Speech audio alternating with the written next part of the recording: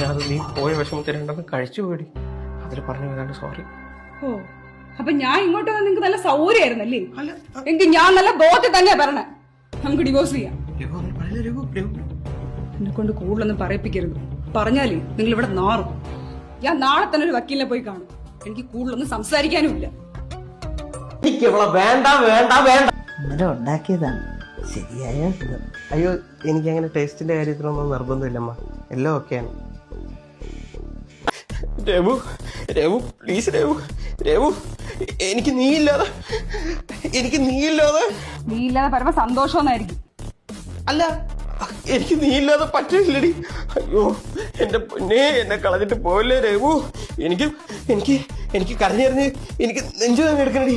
എനിക്ക് നെഞ്ചുവേദന എടുക്കണം. നീ ഇങ്ങോട്ട് വരുമോ? അത് കരച്ചിൽ നിർത്തുമ്പോഴേ താനേ മാറിക്കോളൂ. എനിക്ക് ശീലമുള്ളതാ.